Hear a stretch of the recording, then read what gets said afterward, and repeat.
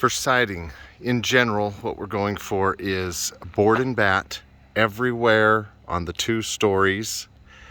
And then we'll have board and bat along on the 1 story down here with lap siding on the bump out on the 2 dormers. And then lap siding in just the upper triangle right there.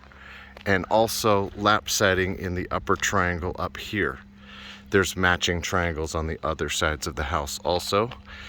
We will want an 8-inch band and an 8-inch band here, and then an 8-inch band here for each of these. Now that of course can be, if you're going on top of the sheets, then like 1x8. But if you're going on, if you're putting the band directly to the sheathing and then you're putting the sheets abutting the top and bottom, then use a 2x instead of a 1x.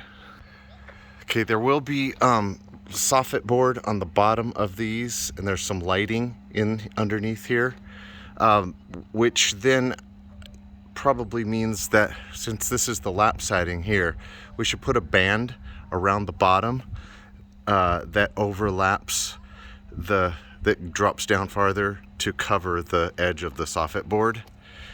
And the band somehow needs to look good with, we're gonna, with this line here, and then it comes over, and then somehow it wraps around there, and it all looks right. This band might be a different size than this, and it's different size. This is a 2x12, so this is a 12-inch here. I want to point out a couple things. Down here at the bottom, we have exposed framing. We want to clean that off and then bring plywood over the framing correctly so that it covers all the wood, and there it goes, so that it goes actually to the concrete foundation. So we just need to add a strip of plywood at the bottom. Then we're going to side all the way down, you know, how we traditionally do it, just overlap just drop down a little lower than the sheathing at the very bottom. I also want to point out on the carport, there are the side flashing, the roof that comes over to the side, this part right here, is only screwed in on the sides. So that can be unscrewed and then covered. We can cover that with a 1x, actually 2 1xs ripped so that they go join together perfectly with a hard edge and not a beveled edge. So we should cover this with 1x on this whole side, and then put the roofing back on. It'll be 3/4 of an inch out. And then somehow we want to make this look good with the band. I'm not sure if it should line up with the bottom. Maybe the bottom lines up. Maybe it overlaps somehow. Maybe it's not lined up at all with this, but it's only lined up with this over here. As you can see, the windows are not fully installed. They need to have 2 pieces of Vicor on the side and 1 on the top. We also obviously haven't wrapped the house, so that all needs to be done. The plywood down here, the plywood here, and then also the plywood in the attic. There will be no breathability in the attic, so just cover it. Here's a look at the back side, 2 stories, all board and bat. The height of the band should be the same as whatever it is on the front, or whatever looks great. You know, the band halfway, and then board and bat all the way through here, board and bat through here, and then we can just let's see, do board and bat. We'll have to ask Angela. I don't think we should do this triangle any different. Just do board and bat all the way up here. Board and bat all the way in the back, 1st floor and 2nd floor.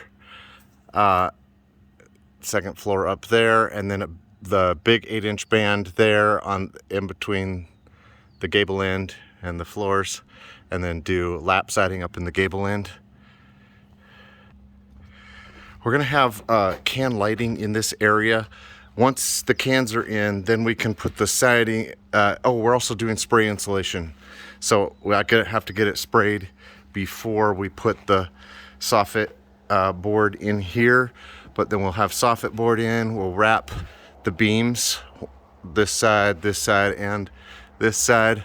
Wrap it down, or and then wrap the end, and then I want the outside to overlap the edge of the one butting out this way. I don't think it's enough right now. So it's possible we'll have to take this piece off and redo it with just drop it down a little bit. If that's even possible, now that it's all flashed in, we'll take a look and figure out something here. So here we are on the back side here. We got the board and bat. We'll have to have a band somewhere around here, right? And then more board and bat, then another band, and then lap siding up there. Board and bat all the way around here. I'm thinking 1x3s on 16-inch for the board and bat. And I also wanted to make sure I was saying board and bat enough times in this video. Hey, kind of the last side here is we'll have board and bat here, 8-inch band, and then lap siding up there, back to the front. Okay, Angela wants kind of chunky siding, or window frame trim is what she's saying. So we're gonna have like a special kind of trim that'll work on at least that one, probably that one and that one. So these 4 for sure, this one for sure, 5, and then it's probably not going to work in this corner, and it may not be necessary or noticeable on this one. So we'll do some nice feature trim on 1, 2, 3, 4, 5 for sure, and then we probably end up doing some smaller, more subtle trim that kind of blends in on the corner stuff here and on the bathroom. Maybe we'll do the same feature here on the bathroom, but see, it's under the roof overhang, so maybe it won't be quite as featured there, but it will be here, here, here, here, here. We can do the featured window trim on the end and all these also, because they're all quite visible. On this back side, we have 2 patio doors and then like 3 of the twin windows, so we can just come up with trim that works for all 5 of these things together. It doesn't have to be identical to the other sides of the house.